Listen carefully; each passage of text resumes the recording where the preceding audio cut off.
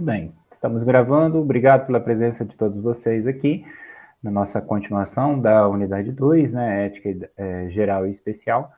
Tivemos na última aula uma conversa sobre a ideia da música, né, o conceito geral desse aspecto que envolve aí muitas culturas, que envolvem muitos valores, e eu passei para vocês um trabalho naquela aula, né? Então, lembrando aos colegas, o prazo provavelmente ele ficou até a próxima segunda-feira, aliás, até a próxima aula, que não é segunda-feira, né? Mas dei uma olhada lá para vocês poderem identificar. Na dúvida, volta na aula ou me procura, né? E vamos tentar fazer ele na medida do possível.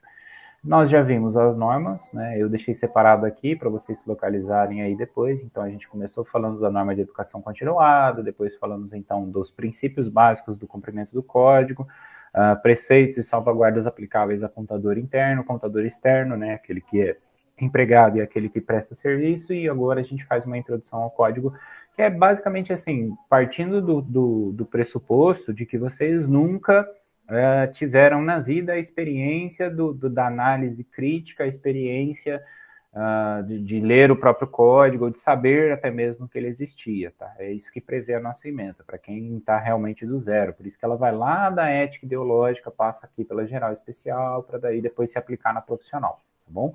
Então, lembrando aí, a gente tem mais uma revisão e depois a nossa segunda avaliação. Então, aqui, né, eu já deixei para vocês aí para reforçar o código da norma, site do Conselho Federal.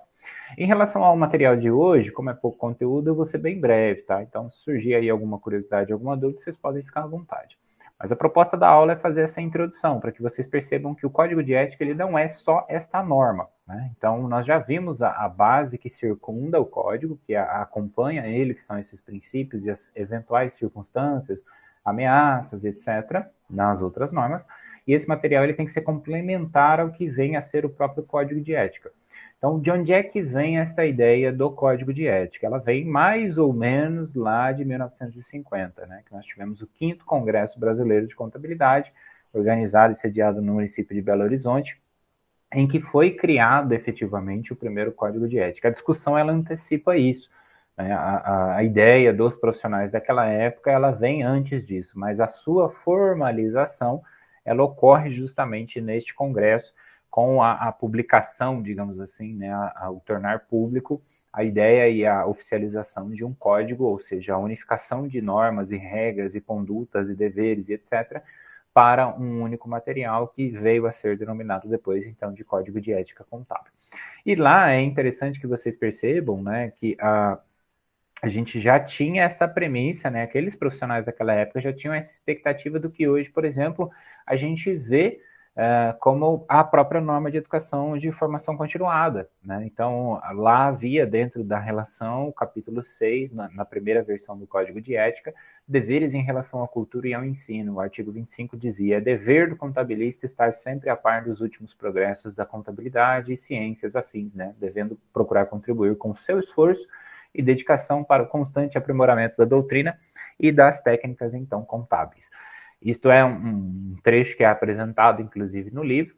Tá? Esse livro eu deixei ele à disposição de vocês. É o livro sobre a história dos congressos brasileiros de contabilidade. Muito bom, vale muito a pena a leitura para vocês. Aqui, então, ele está na versão PDF. É um material produzido. Deixa eu aumentar um pouquinho. Está compartilhando aí certinho, né? Estão conseguindo ver? Sim. Tá, então aqui na ficha dele, só para vocês se localizarem, ó, ele é uma publicação do próprio Conselho Federal de Contabilidade, essa é a versão, né, 2008 aqui na sua primeira edição, e trata justamente desta produção. Então, aqui no caso, né, são citados aí o que seriam os respectivos autores, mas ele ficou como um material produzido pelo Conselho Federal de Contabilidade, tá? Então, é classificado dessa forma e ele é livre, de livre acesso, disponibilizado pelo próprio Conselho Federal. Foram feitos ainda, né, 6.000 exemplares de forma física, mas essa versão digital ela está disponível para ser baixada direto no site do Conselho. E aqui no sumário a gente vai ter uma localização mais ou menos assim, né, uma introdução, a ideia da publicação, que é a palavra do presidente, como ele enxerga esse trabalho e tudo mais, e aí as histórias dos próprios congressos em específico, acontecimentos que foram coletados, né, e a redação é muito interessante porque ela trabalha justamente com eventos que acabaram depois influenciando de uma forma ou outra a profissão, influenciando os eventos, né, a evolução da categoria ao longo da sua história. Então é muito interessante que vocês, na medida do possível, tirem um tempinho para ir acompanhando aí e estudando, né? E ela vai então até o 18º Congresso de Contabilidade aqui, página 111, tá? Então é bacana que vocês possam aí estudar e conhecer um pouquinho mais dessa história, né? E aí eu estava aqui na página do primeiro congresso e ele vai dar algumas informações gerais, né? Quando que aconteceu, onde que foi, qual era a realidade dinâmica daquela, o dinamismo daquela época, né? Enfim, com alguns fatos históricos específicos, alguns registros que o conselho possui, né? Com fotografia que o professor, enfim, a quantidade de trabalhos, né? As temáticas que foram abordadas, enfim. E é uma visão muito interessante, assim. Eu acho que ficou um material muito bem produzido, muito válido, que não pode passar desapercebido aí por quem hoje executa, né, esse trabalho. Tá? Então tem muita coisa, muito acontecimento aí. Como eu disse, são 123 páginas ao todo, né? Até 111 ali, algum material. Até os mais recentes aí, ainda que século passado ou século já 21, é um material muito interessante para vocês, tá? Então, no contexto do que nós estamos estudando, isso se encaixa justamente sobre a premissa de que foi no próprio Código de Ética que surgiu, no Congresso Brasileiro de Contabilidade, que surgiu o Código de Ética, né? Que aí a discussão ela vem justamente dessa capacidade de profissionais de um determinado segmento se reunirem para discutirem o que há de certo, o que há de errado, o que precisa ser melhorado, qual é a premissa, qual é o nível mínimo de conduta que se espera de um profissional dessa classe. E aí vem, então, a primeira norma. A gente vai ter a resolução número 290 de 70, que vai aprovar o chamado, então, Código de Ética do Profissional Contabilista.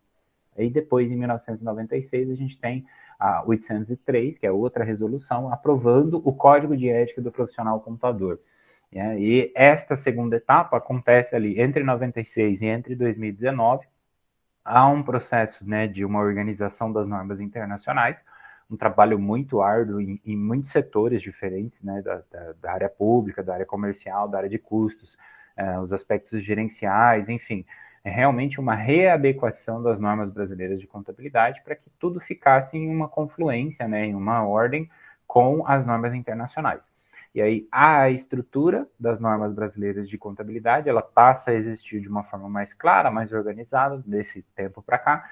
E em 2019 surge, então, após muitas revisões, inclusive é interessante citar para vocês que um pouco antes, ali por volta de 17, 18, o Conselho Federal ele abriu consulta pública para que todos os profissionais interessados em colaborar com o texto, interessados em colaborar com a estrutura ou com qualquer outra característica que achassem necessário do texto original do Código de Ética de 96 pudessem fazer as suas colaborações. Isso passou por uma comissão, essa comissão avaliou e contextualizou todas as possíveis modificações, mas é bacana porque quando a gente acessa, por exemplo, a resolução 803, lá de 96, a gente vê que mais ou menos o molde da estrutura é a mesma, né? Pelo menos assim, o retalho, digamos, né? A ideia geral. E aí, quando se faz uma observação específica, você vê que algumas coisas de fato precisavam de uma revisão, precisavam de uma modificação, e é o que aconteceu ao longo do tempo. Então, é um trabalho, assim, há uma preocupação muito grande do Conselho Federal, perdão, em conseguir atender essa necessidade do profissional. É claro, há discussões sobre a conduta de muitos profissionais, existem perspectivas, eu já falei isso para vocês várias vezes, né? Depende sempre da existência humana, né? Quem executa isso é um profissional humano, sujeito a erros, sujeito a inclusive, o erro no sentido da falha moral, né? Não necessariamente o erro técnico. Então, tudo é possível, mas eu acredito que o fato de termos a classe nesse sentido, tendo um código, tentando fazer com que ele seja cumprido, né? Alcançado em sua essência, isso já demonstra ali um interesse em garantir que esta profissão seja respeitada, valorizada, né? Porque às vezes a gente sente que há uma desvalorização muito grande. E eu acredito que aqui é a grande base, né? Então, se nós temos profissionais que atuam corretamente, que respeitam as normas, que fazem cumprir os valores aqui expostos, a gente consegue esse respeito da sociedade naturalmente, né? E aí, a partir daí, primeiro arrumar a casa, né, para daí levar isso para a sociedade e apresentar. Então, eu acredito que ele vai passar por algumas transformações, né, futuras revisões, em que vai incluir aí algumas alterações, né, novos deveres, quem sabe, enfim, compromissos e também direitos de certa forma, né, possibilidades, para poder justamente atender essa mecânica, né, do que se espera do novo profissional da contabilidade nessa nova era digital. Esse de 2019 já contempla muita coisa, como a gente vai ver ao longo dos estudos futuros. Então, basicamente, como é que ele se fundamenta? Né? O Código de Ética nada mais é do que esse conjunto, conforme o Lisboa, isso é uma definição antiga já, mas o Lisboa ele é, de fato, uma referência muito grande nessa área. Um dos principais e mais usuais livros que a gente tem é justamente o livro de Fundamentos da Ética Empresarial, que inclui aí o conceito contábil como profissão e aplica esta ética ao exercício da profissão contábil, e ele faz essa definição que durante muito tempo foi replicada. Ela é um conjunto, o código, né, é um conjunto de princípios que vai relacionar, então, as principais práticas dos comportamentos permitidos e proibidos no exercício da profissão. Né? É aplicado aos contabilistas e não às empresas, até porque havia, inclusive, essa discussão ao longo do tempo. Né? Vejam aí que o livro original é de 1997. Tá? Então, ele está considerando, inclusive, aquela versão de 1996, que até então era a mais recente. Aqui, para destacar para vocês, o objetivo ele pode ser visto no próprio código, tá? Então, eu não quero deixar passar em branco aí para quando vocês estiverem estudando. Aqui está a nossa norma, que é a NBC-PG 01, e esse objetivo eu trouxe exatamente daqui, ó, tá? Não é um texto doutrinário, ele é diretamente da norma, a fim de justamente esclarecer. E esta ideia, ela precisa ficar bem clara, por isso que existe essa aula de introdução. Então, a ideia é fixar a conduta. O que é conduta? É a forma de agir durante o exercício de uma profissão. Tá? Então, a conduta é a expressão, é colocar para fora aqueles valores que nós possuímos internamente, né? Aqueles conceitos de certo e errado.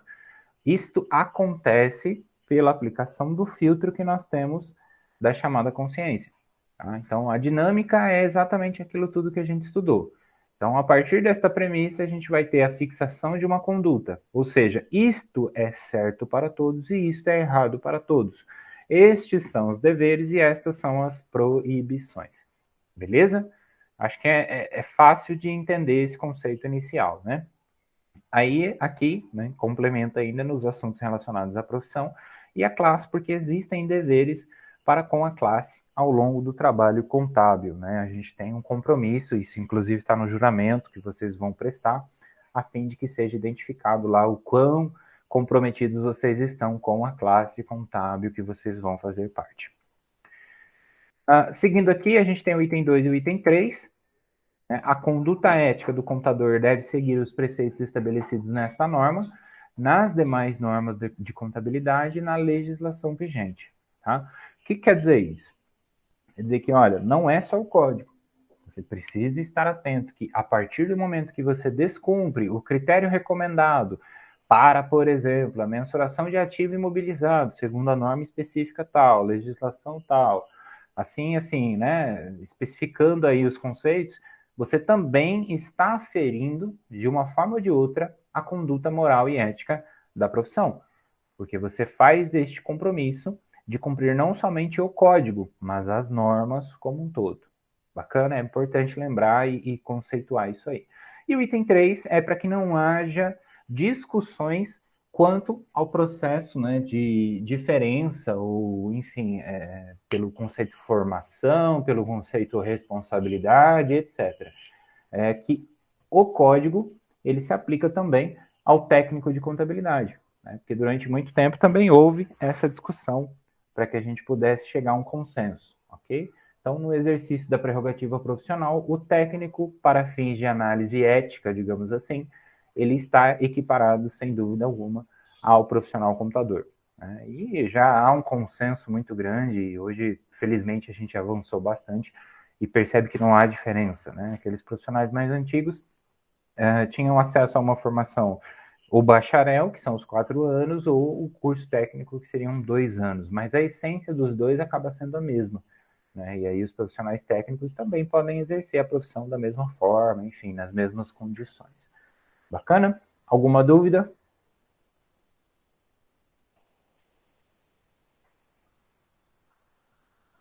Por mim não, professor. Os colegas aí, talvez? Não, tranquilo. Tranquilo também. Beleza. Então, a estrutura básica do código é 26 artigos, né? Vocês vão ler comigo um por um, a gente precisa passar por todos eles, alguns mais sujeitos à discussão e reflexão e situações hipotéticas, outros são tão objetivos quanto o que se espera, né? Se pode fazer isso, se não pode fazer aquilo, e alguns acabam sendo um pouco mais abrangentes por conta do assunto em discussão, enfim, por conta do tema em debate. Então, qual é a estrutura que a gente tem? Deveres, vedações e permissibilidades. Esse vai ser o item 4 que a gente vai ter na base do código. Depois, valor e publicidade, deveres em relação aos colegas e à classe, penalidades e disposições gerais, ok? Então, aí, só para a gente dar uma olhada direto no código, queria que vocês acompanhassem comigo aqui, para a gente poder visualizar isso de uma forma mais prática. Okay? Aqui a gente vai ter deveres e vedações e permissibilidades do item 4. Deixa eu aumentar um pouquinho aqui, para a gente poder seguir. A gente vai ter da letra A até letra R. Então, vejam assim que são bastante itens e estes são apenas os deveres, ok? Então, os deveres são o quê? Nada mais, nada menos do que o compromisso assumido. São obrigações. Aqui não há discussão.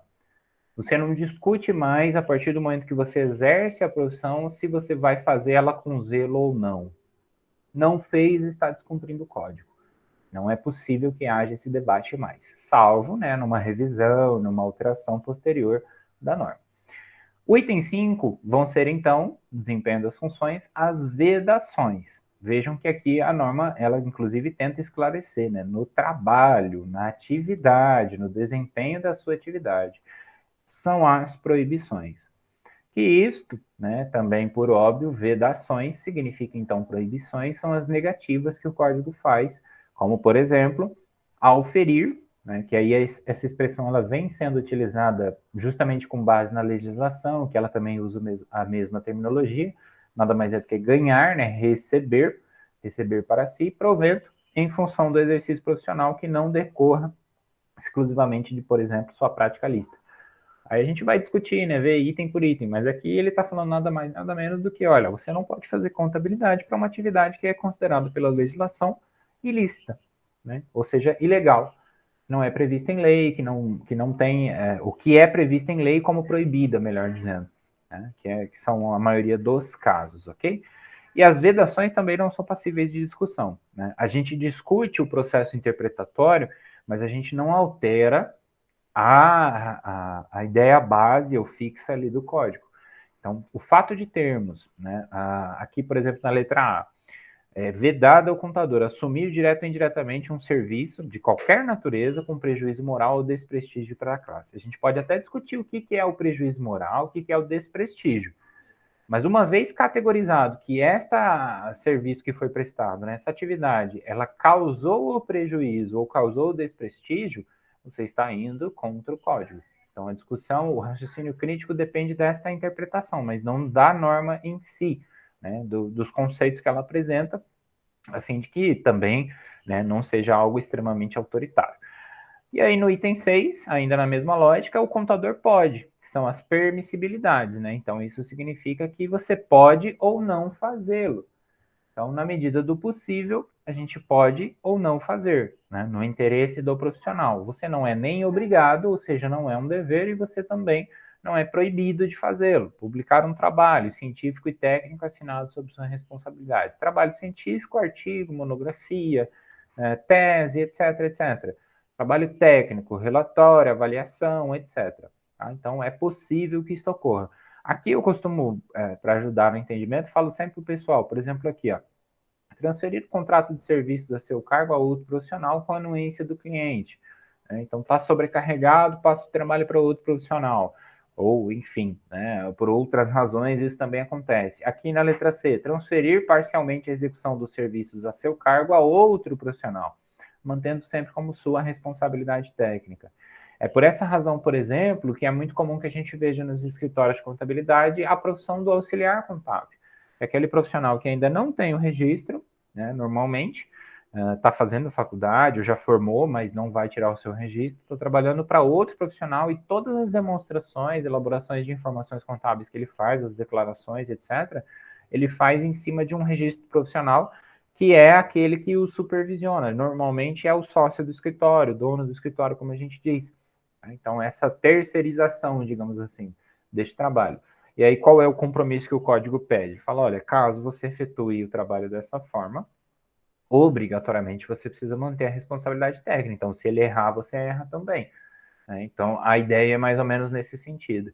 A publicidade, ó, por exemplo, né, o trabalho que é feito em relação à propaganda e publicidade, que durante muito tempo achou-se que não era possível, está aqui prevista no código também como sendo possível, com algumas restrições, assim como é no caso da maioria dos serviços profissionais regulamentados no Brasil, não é só o nosso caso, advogados, médicos, profissionais liberais de uma forma geral, autônomos, digamos assim, né, que acabam tendo a profissão regulamentada por conselho, vão ter de alguma forma uma orientação em relação ao marketing, publicidade e propaganda.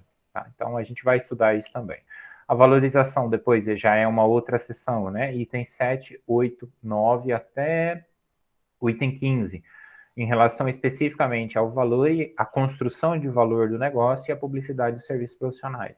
Por quê? Porque pelo valor o conselho ele não publica uma tabela, ele não divulga anualmente, por exemplo, qual é o valor que você tem que cobrar do cliente quando você tem seu escritório. Ele apenas te dá diretrizes para que você avalie cada caso e observe ali quanto que vai valer o honorário de trabalho, numa prestação fixa, numa prestação contínua, numa prestação de serviço única, numa consultoria, etc. Tá? Aqui, por exemplo, a peculiaridade, a diferença de você separar um cliente eventual, aquele que faz talvez lá o imposto de renda uma vez por ano, o cliente habitual, que é aquele que traz ali algumas demandas e está sempre trabalhando em parceria com você, ou até o permanente, que é aquela empresa que o seu escritório legalmente representa perante a Receita Federal. Né? Enfim, são várias situações. E ainda na estrutura a gente vai ter, então, os deveres aos colegas e à classe. Aqui, como vocês podem ver, né, tem algumas proibições, né, com características específicas, tá? A gente vai falar sobre isso. Deveres em relação aos colegas e à classe, para separar dos deveres para com a profissão no seu exercício, tá? Então, aqui a gente tem dois tipos de deveres. Então, uma é no ato de ser contador, em relação ao trabalho técnico, às pessoas com quem eu ajo ali mais próximas, digamos, né? E no outro seriam ali todos os demais profissionais com quem eu, de alguma forma, me relaciono, preferencialmente aí colegas da profissão, né? Especificamente falando deles, tá? Então, a gente sabe, por exemplo, em Tangará, você vai ter vários escritórios de contabilidade. Como é que eles se relacionam pelo fato de, do ponto de vista da prestação de serviços, serem prestadores de serviços concorrentes, né, entre si? E aí aqui é que vem o código justamente para dar uma orientação, para dar um norte, para tentar organizar essa parte, beleza? Por fim, então, a gente vai ter as penalidades, né, com as características em específico. Dentro das penalidades, a gente tem a avaliação atenuante, né, que diminui, e a agravante, que aumenta a possibilidade de penalização. Então, advertência reservada ou censura pública. Lembrando que aqui nós estamos falando de um conceito de penalidade administrativa. Né? O Código de Ética ele não vai trazer, por exemplo, uma previsão do que deveria ou é responsabilidade do Código Penal, porque isso é legislação federal. Tá? Então, ele não vai trazer se você vai ou não vai preso se você fizer alguma coisa errada. Quem traz isso é o Código Penal. O que ele traz é a aplicação dessas normas no conceito administrativo e a penalidade da transgressão dessas normas, né? Ou seja, ultrapassar os limites que a norma estabeleceu. Por quê? O fato da profissão ser regulamentada faz com que ela tenha maior fiscalização. Essa é a ideia em essência. E a partir dessa fiscalização, essa caixinha, né, é onde todos deveriam ser encaixados. E aí, caso haja transgressão, né, ultrapassa esses limites, assim como a gente tem a mesma ideia da lei, ultrapassado o limite do que é estabelecido pela lei, há um problema. este problema é resolvido pelo conceito genérico de justiça, né? Ou, como a gente sabe, o Estado. Aqui, ao invés de ser o Estado, seria o Conselho Federal representado, na maioria dos casos, pelo Conselho Regional, que nada mais é do que uma extensão do Conselho Federal, com atribuições semelhantes, com características, né, e etc., apenas para ficar mais próximo, para melhorar o trabalho, tá? Então, a gente vai ver essas penalidades, os casos e circunstâncias também. E aí as disposições, né, por isso 26 artigos, que são finais ali apenas para dizer, olha, demais normas complementam, na existência de conflito entre esta e as demais, prevalecem as disposições desta norma no conceito da ética, porque ela é uma norma específica, tá bom? Então, caso haja, né, porque às vezes pode acontecer ali uma orientação pelo Código de Ética e pode acontecer uma orientação por outra norma. Então, identificado o conflito, ela esclarece ou estabelece esse conceito hierárquico nesse sentido. Então, entre as demais lá e o código, ele ficaria como a gente tem a visão geralmente, né, de cima para baixo, ele seria o primeiro, né, com a norma superior no conceito da discussão aqui ética, né, ou seja, de conduta e de moral aplicada à profissão. E a última, né, o 26, é apenas para estabelecer ali as revogações das resoluções que eu comentei para vocês, né, e foram as atualizações aplicadas aí ao longo do tempo, então, da norma. E aqui o presidente à época, né, a ata do registro e tudo mais. Tá? Então, assim, é uma estrutura simples que vem, se vocês, como eu dizia, se basearem lá e tiverem a oportunidade, né, de ver as normas anteriores, vocês vão ver que a resolução de 70, ela vai ser, deixa eu ver se eu acho aqui. Ela vai ser mais ou menos a mesma premissa, tá? Aqui em normas brasileiras, NBC-PG, aqui. Ó, ela vai estar aqui, a gente vai ter a 803 aqui, né? Não vai ter a mais antiga, que é a 290, tá? Mas a 203 a gente vai ter. Aí, abri ela, só para a gente dar uma olhadinha aqui para eu finalizar, tá? Já não, ó, a resolução foi revogada, né? Tá aqui para avisar caso alguém encontre ela, que muito material foi publicado. Mas, ó, considerando decorridos 26 anos de vigência do código anterior, né? Então, foi um lapso de tempo aí, de 1970 até o ano de 1996, depois mais um lapso de tempo até a publicação da nova versão. Considerando os últimos 5 anos, vem colhendo sugestões, né? Então, fez ali as averiguações e tal, fica revogada, e aí entra o código. E aí, assim, a estrutura é um pouquinho diferente, mas se vocês observarem, a lógica é a mesma, né? Deveres e proibições. É uma coisa, na verdade, que já veio de versões anteriores, a fim de que fosse mantida até a lógica do raciocínio apresentado, né? Aí, aqui no meio, ó, por exemplo, né, a vedação, artigo 3º, né? Poderá publicar relatório, parecer o trabalho técnico, né? Enfim, continua mais ou menos a mesma ideia. Como veio, por exemplo, a parte das normas específicas para perito, né, aqui tem algumas condições específicas ali. Ainda o Código de Ética ele também se aplica aos peritos, tá? Só para deixar claro. Existem normas específicas para os peritos, mas esse código ele também se aplica porque a profissão do perito depende da profissão do contador, né? Do valor, enfim, né? A estrutura acaba sendo a mesma aqui, né? No final, as penalidades, né? A advertência, censura e tal, os atenuantes e os agravantes ali, etc. Né? Julgamento de questões relacionadas do código incumbe obrigatoriamente ao Conselho Regional, aqui no novo, né, na nova versão, ele não vai trazer necessariamente isso, mas fica-se aí já, de certa forma, entendido, né, ao longo do tempo. Tá bom? Alguma dúvida, alguma consideração? Algo que vocês queiram que eu comente aí, que eu não falei, talvez?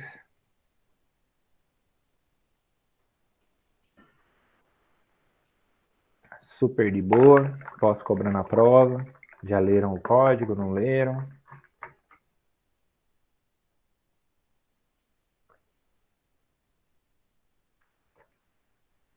Estão dando uma dormida aí? Eu não li, não. Eu estou aqui. O que vocês estão pensando tanto antes de falar? Me contem. Na verdade, eu estava pensando na minha prova de ambiental. Contabilidade de gerencial Hoje? ambiental. É hoje? Não, foi essa semana, mas agora foi acho que ontem, só que agora me deu um negócio, tava pensando na Tá lembrando, torcendo para ir bem. Tá. Tranquilo. Então, assim, se não existem dúvidas, tá? Deixa eu interromper a gravação aqui. Para não estender muito, fica mais fácil de vocês assistirem de novo, caso haja vontade, né? Os slides eu vou compartilhar também, tá bom? Então, só reforçando aí, que aí a próxima aula tem revisão e depois